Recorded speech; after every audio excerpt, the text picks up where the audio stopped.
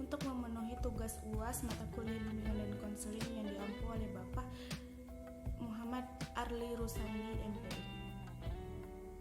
Pertanyaan yang pertama, sesuai dengan fase perkembangannya, sebutkan dan jelaskan masalah-masalah apa saja minimal 3 yang sering muncul pada siswa usia anak SLTP dan SLTA di era sekarang ini. Yang pertama, itu adalah penyimpangan seks. Kita telah ketahui bahwa kebebasan bergaul remaja selalu diperlukan agar mereka tidak kuper, yang biasanya menjadi anak mama. Banyak teman, maka banyak pengetahuan. Namun tidak semua teman kita sejalan dengan apa yang kita inginkan. Mungkin mereka suka hura-hura, suka dengan yang berbau pornografi, dan tentu saja ada yang bersikap terpuji. Masa remaja merupakan suatu masa yang menjadi bagian dari kehidupan manusia, yang di dalamnya penuh dengan dinamika. Dinamika kehidupan remaja ini akan sangat berpengaruh terhadap pembentukan diri remaja itu sendiri. Masa remaja dapat dicirikan dengan banyaknya rasa ingin tahu pada diri seseorang dalam berbagai hal, tidak terkecuali dengan bidang seks. Salah satu masalah yang sering muncul pada remaja terkait dengan masalah awal kematangan organ reproduksi pada remaja adalah masalah kehamilan yang terjadi pada remaja di luar pernikahan. Apalagi apabila kehamilan tersebut terjadi pada usia sekolah. Siswi yang mengalami kehamilan biasanya mendapatkan respon dari dua pihak, yaitu pertama dari pihak sekolah. Biasanya jika terjadi kehamilan, sekolah meresponnya dengan sangat buruk dan berujung dengan dikeluarkannya siswi tersebut dari sekolah. Yang kedua yaitu dari lingkungan di mana siswi tersebut tinggal. Lingkungan akan cenderung mencemooh dan mengucilkan siswi tersebut. Hal tersebut terjadi jika karena masih kuatnya nilai norma kehidupan masyarakat kita. Terus selanjutnya adalah penyalahgunaan narkoba dan minuman keras.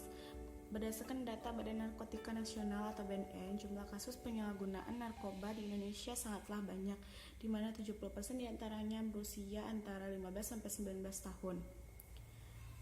Narkoba, narkotika, psikotropika, dan bahan adiktif berbahaya lainnya adalah bahan atau zat yang jika dimasukkan dalam tubuh manusia, baik secara oral atau diminum, dihirup, maupun disuntikkan, dapat mengubah pikiran, suasana hati, atau perasaan dan perilaku seseorang.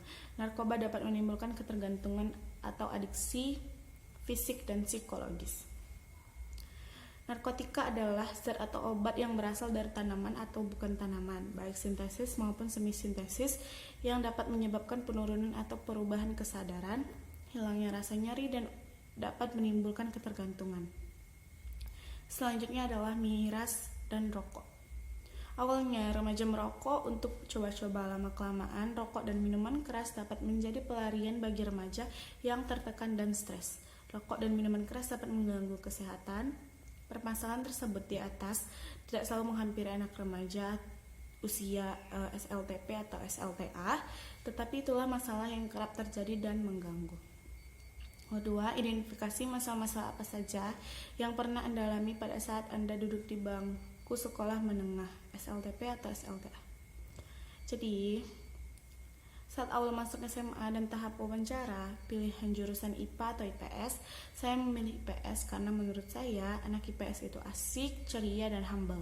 Pelajarannya juga tidak terlalu monoton, tapi entah kenapa waktu pembagian kelas saya tiba-tiba masuk ke kelas IPA.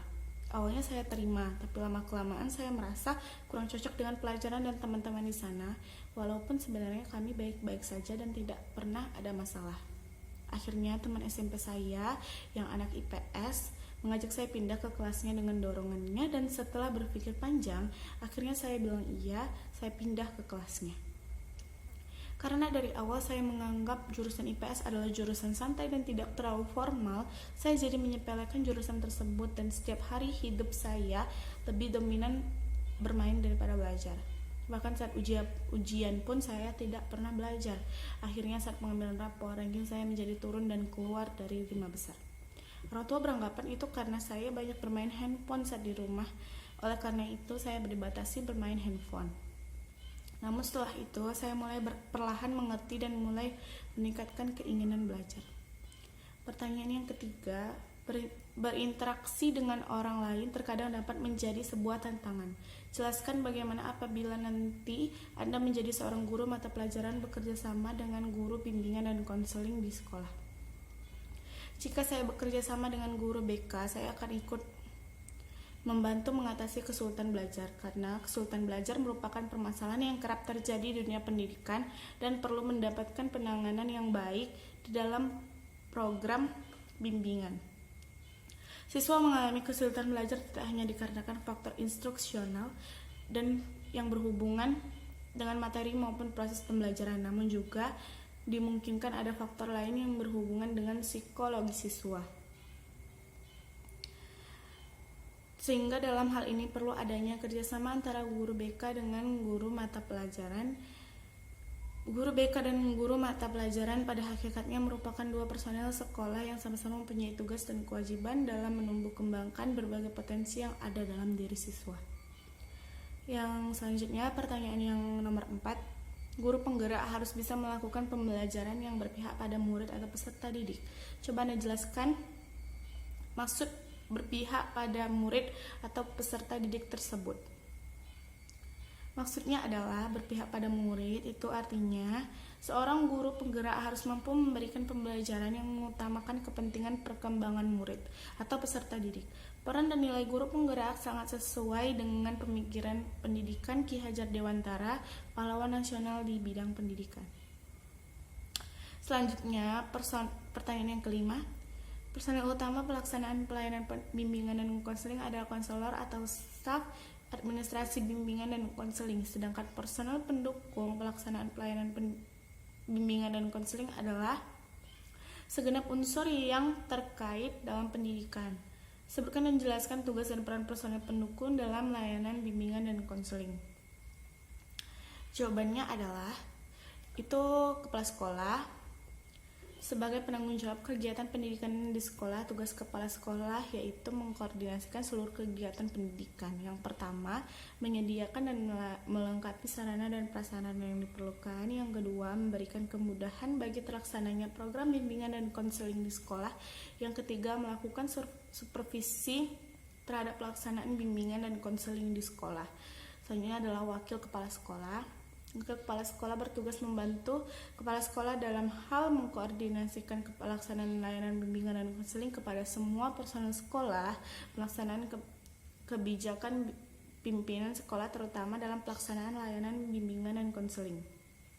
Selanjutnya adalah koordinator guru pembimbing. Tugas koordinator guru pembimbing dapat dirinci sebagai berikut, yaitu mengkoordinasikan para guru pembimbing dalam yang pertama, memasyarakatkan pelayanan bimbingan dan konseling. Yang kedua, menyusun program. Yang ketiga, melaksanakan program. Selanjutnya adalah guru mata pelajaran. Guru mata pelajaran bertugas membantu memasyarakatkan layanan bimbingan dan konseling kepada siswa, melakukan kerjasama dengan guru pembimbing dalam mengidentifikasi siswa yang memerlukan layanan bimbingan dan konseling. Berikut penjelasan dari saya, lebih dan kurangnya saya mohon maaf. Terima kasih. Wassalamualaikum warahmatullahi wabarakatuh.